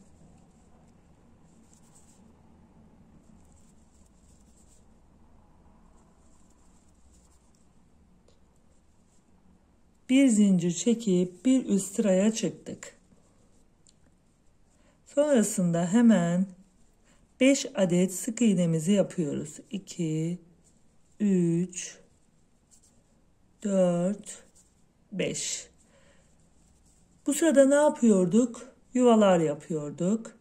Hemen ilk zincir çektiğimiz yuvanın içine sık iğne ile batıyoruz. Üst zincir çekiyoruz. Hemen yanındaki iki trabzan arasına bir adet üçlü trabzan, bir adet üç zincirle sık iğne çalışması yapıp bir yuva yapıyoruz. İki yelpaze arasına geldik. Hiçbir işlem yapmadan hemen yelpazenin ilk arasına batıyoruz. 3 zincir çekiyoruz. Hemen yanındaki yere 3 zincir. Böylelikle yuvalar oluşturuyoruz. Yedili yelpazelerimizin üzerinde 5 adet yuva oluşturuyoruz. Artık yelpazelerimiz 7'şer trabzandan oluşmaktaydı. 2, 4, 5. Sonrasında iki yelpaze arasında hiçbir işlem yapmadan geçiyoruz diğer yelpazemize. 3 zincir çekiyoruz. Hemen şuraya batıyoruz. Tekrar 3 zincir çekip bir zincir çektiğimiz trabzan aralarına 3 zincir çekip sık iğne ile sabitleyip yuvalarımızı oluşturuyoruz. Tekrar 3 zincir çekip yandaki yere batıyoruz. 1, 2, 3, 4, 5 adet yuvamızı oluşturuyoruz. İki yelpaze arasına yine hiçbir işlem yapmadan diğer tarafa geçiyoruz. 3 zincir çekiyoruz. Hemen şu araya batıyoruz. Bu sıramızı da bu şekilde tamamlıyoruz.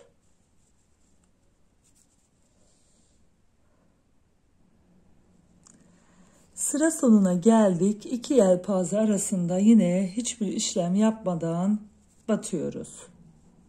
3 zincir çekip hemen yandaki yere batıyoruz. Ve daha sonrasında 5 adet sık iğne çalışmamızı yapıyoruz. 4 ve 5. 1, 2, 3 zincir çekip bir üst sıraya çıkıyoruz. Hemen ikili trabzanlarımı yapıyoruz.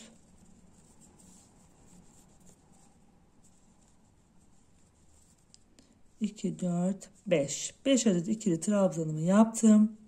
1, 2, 3 zincirimi çektim. Hemen yanındaki yere bir yuva çalışması yapıyoruz.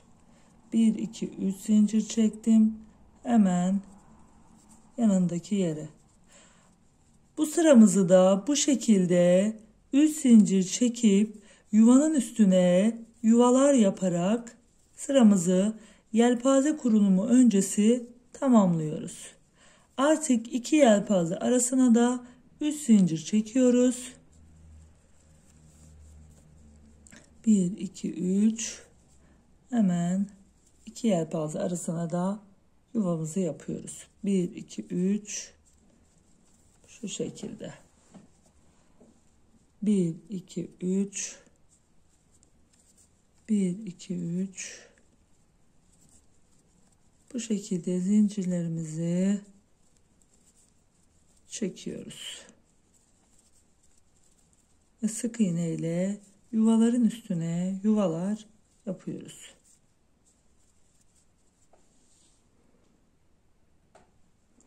İki yelpaze arasına geldik. Yine sıra sonunda 3 zincirimizi çekiyoruz.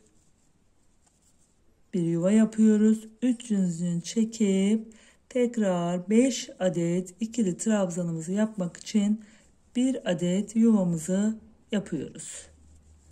3, 4 ve 5. Tekrar 1, 2, 3 zincirimizi çekiyoruz. 5 adet ikili trabzanımızı yapıyoruz.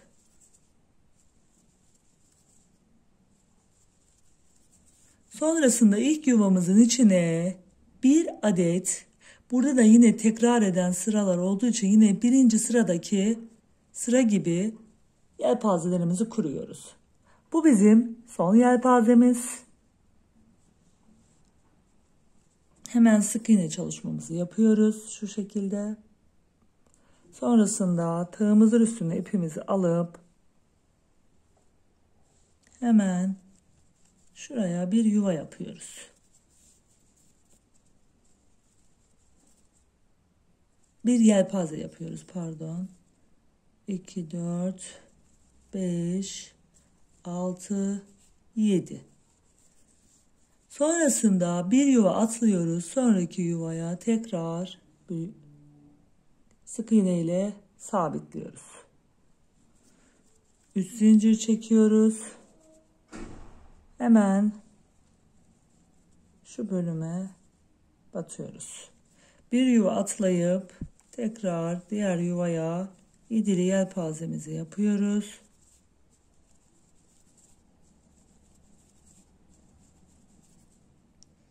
İki, 4, 6, 7.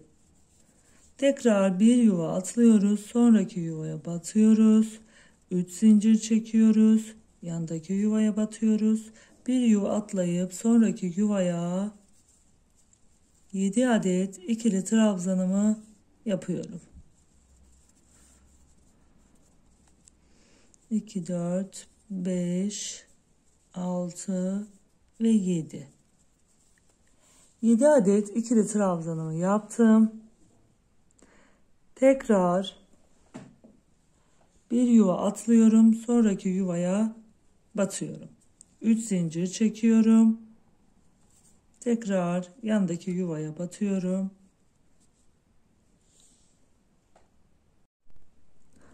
Üç zincir çekip yuvamızı yaptık. Daha sonrasında tığımızın üstüne ipimizi alıp bir yuva atlayıp sonraki yuvaya yelpazemizi yapıyoruz.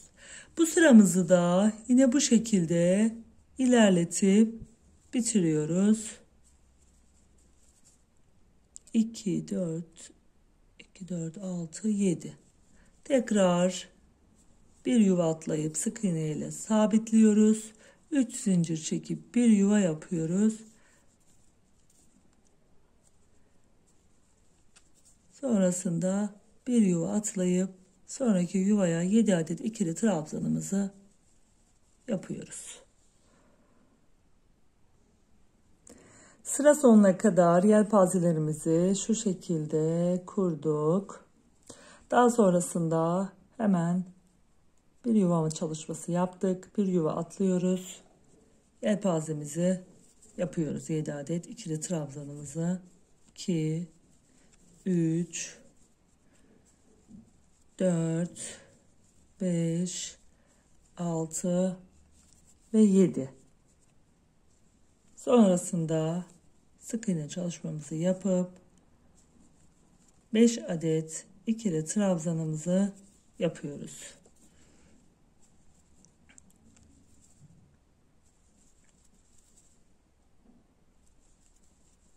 Bir üst sıraya çıkıyoruz üst zincirle.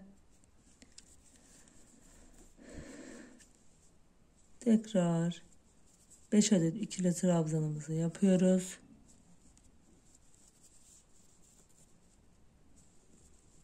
Ve hemen ilk trabzanımıza batıyoruz. İkili trabzanla geçiş yapıyoruz. Bir zincir çekip trabzanlarımızın üstünü yine aynı şekilde yedili trabzan olarak dolduruyoruz. Bu şekilde sıralarımızı da tamamlıyoruz.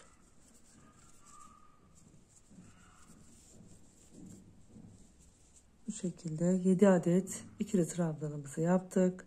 Hemen şuraya batıyoruz. Aralarına birer zincir çekerek tekrar yandaki yere geçiyoruz. Yandaki yelpazemize aralarında birer zincir çekerek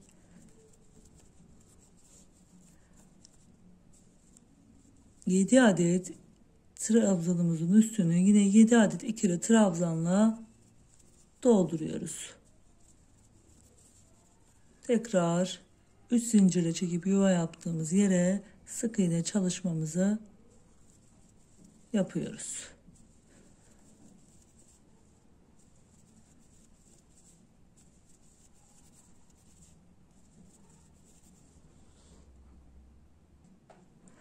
Yedi adet ikili trabzanımın yine üstünü birer zincir arayla doldurdum. Sıra sonuna geldim. 5 adet ikili trabzanımızı yapıyoruz.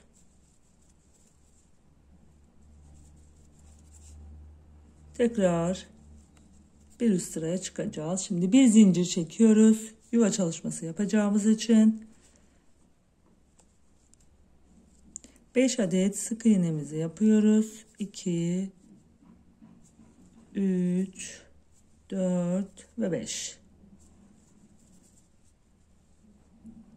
Daha sonrasında hemen ilk yuvamıza, ilk trabzan aramıza bir sık iğne yapıyoruz. 3 zincir çekip yine yuva çalışmaları yapıyoruz.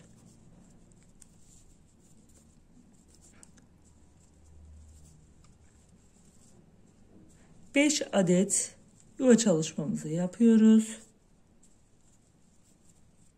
1, 2, 3, 4, 5. Daha sonrasında iki yelpaze arasında hiçbir şey yapmıyorduk. Diğer tarafa geçiyoruz. Diğer yelpazemizin ilk trabzan arasına 3 zincir çekiyoruz.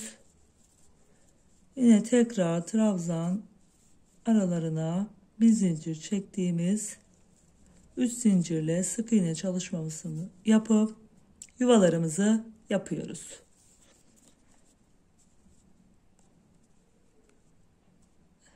Bir saniye şöyle 1 2 3 2 3 1 2 3 şeklinde ilerliyoruz. İki yelpaze arasına hiçbir işlem yapmadan geçiş yapıyoruz. Sık iğne ile sadece bu sıramızı da bu şekilde tamamlıyoruz. Yuvalarımızı da yaptık. Hemen yine diğer tarafta sık iğne çalışması yapmıştık. Burada da yine 5 adet sık iğne çalışmamızı yapıyoruz. Ve robamızın son sırasına geçiyoruz. 3 zincirimizi çekiyoruz. Bir daha batalım.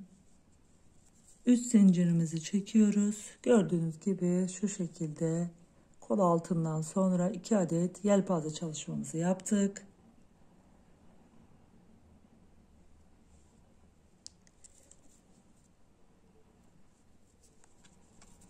Üst zincirimizi çektik. Bir üst sıraya çıktık. 5 adet ikili trabzanımızı yapıyoruz.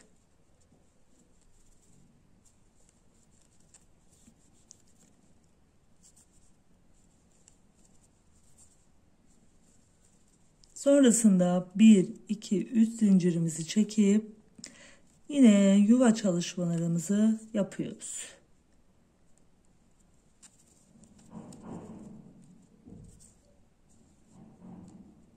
Şu şekilde yuva çalışmalarımızı yapalım. Üç zincir çekip bir sık iğne. 3 zincir çekip iki yelpaze arasına geldik. Yine orada da bir yuva yapıyoruz. Bu sırayı da bu şekilde tamamlıyoruz.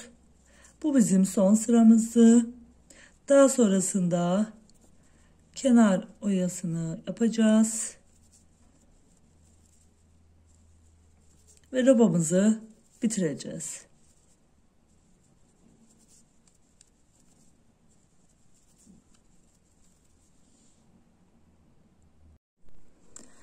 Robamızı gördüğünüz gibi bitirdik. Şu şekilde artık daha ileriye doğru bir işlem yapmıyoruz. Gördüğünüz gibi iki yelpazemizi de yaptık kol altından sonra.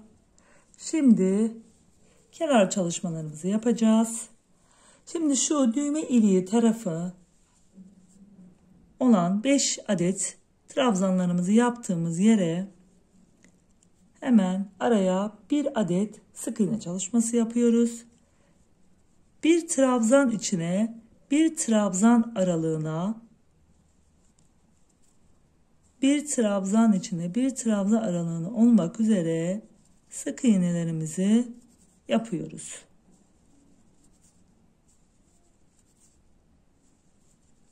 Bu bu şekilde bir trabzan arasına, bir trabzan içine, bir trabzan şurası şu şekilde içine, şöyle yakından da göstereyim.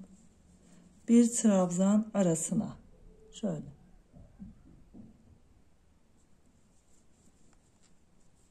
Gördüğünüz gibi bu şekilde sık iğne çalışmamızı yukarıya kadar ilerletiyoruz.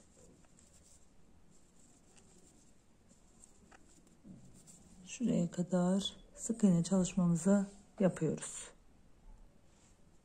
Sık iğne çalışmamızı şöyle yaptım. Hemen yaka bölümünün uç noktasına geldim. Şimdi burada 3 zincir çekip bibik çalışması yapacağız. Pıtırcık da diyebiliriz. Şöyle dibine batıp bir sık iğne çalışması yapıyoruz. Daha sonrasında 1, 2, 3 adet sık iğnemizi yapıyoruz. Tekrar 3 zincir çekip yine şu şekilde dibinden batıyoruz. Pıtırcığımızı oluşturuyoruz. Tekrar 3 adet sık iğnemizi yapıyoruz. 1, 2, 3 zincirimizi çekip zincirimizin arasına bir adet pıtırcığımızı yapıyoruz. Tekrar 1, 2, 3 sık iğnemizi yaptık. 1, 2, 3 zincirimizi çektik. Hemen şu göstereyim. Dibine batıp pıtırcığımızı oluşturuyoruz. Yaka kısmımızı da bu şekilde pıtırcıklarla dolduruyoruz. İsterseniz sade de bırakabilirsiniz. Hiçbir işlem yapmadan. Sizin zevkinize kalmış. Ben pıtırcıklarla doldurmayı tercih ediyorum. 2, 3. 1, 2, 3.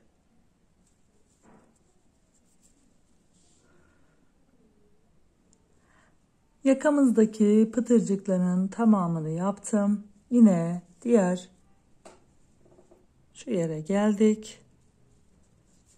Hemen orada da sık iğne çalışmamızı ilk önce yapıyoruz. Yine bir trabzan arasına, bir trabzan içine olmak üzere sık iğne çalışmamızı aşağıya doğru yapıyoruz. Şu şekilde.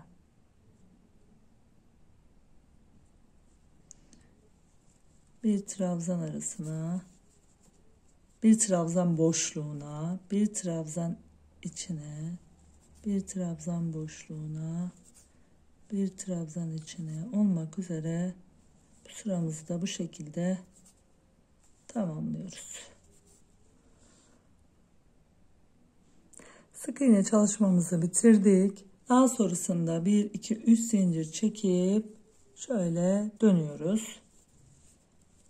2 adet sık iğneyi atlayıp üçüncüye bir adet sık iğne yapıyoruz. 3 zincir çekiyoruz. Yine 2 adet sık iğne atlayıp yuvalar yapıyoruz. 1, 2, 3. 2 adet sık iğne atlayıp yuva çalışması yapıyoruz. 3 adet üçüncüye 3 zincir çekip 2 adet sık iğne çalışması. 2 sık iğnemizi atlayıp üçüncüye yuva çalışması yapıyoruz. 1, 2, 3. 1, 2, 3.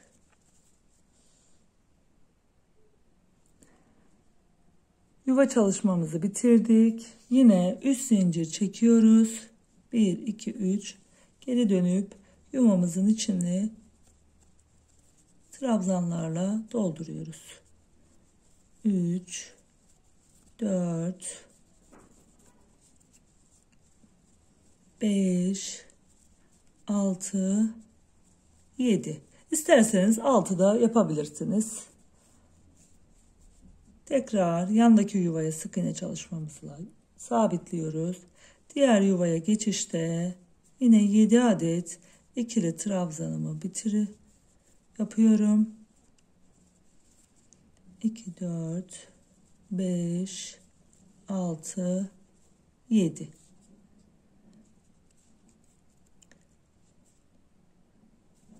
Yedi adet ikili trabzanımı 2, 4, 6, 7 yaptım. Tekrar yandaki yere bir sık iğne çalışmasıyla sabitliyorum. Tekrar 7 adet ikili trabzanımı yapıyorum. 2, 3, 4, 5, 6 ve 7. Sonrasında yine şu şekilde sık iğnemizi yapıyoruz. Tekrar 7 adet ikili trabzanımı yaparak bu sıramızı da bu şekilde tamamlıyoruz ve robamızı bitiriyoruz. Düğmelerimizi şu aralıklı yerlerden geçireceğiz. Şuralardan denk gelen yerlere 2, 4, 6 düğmelerimizi diğer tarafa takıp bu bölümden geçireceğiz. Ben burayı da bitireyim. Robamın son haliyle geleyim.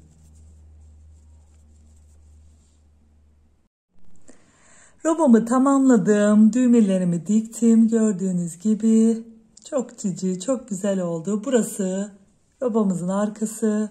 Burası da ön tarafı. İstediğiniz yeri ön ve arka olarak kullanabilirsiniz. Şöyle. Sağlıcakla ve esenlikle kalın. Bir dahaki videomda görüşmek üzere.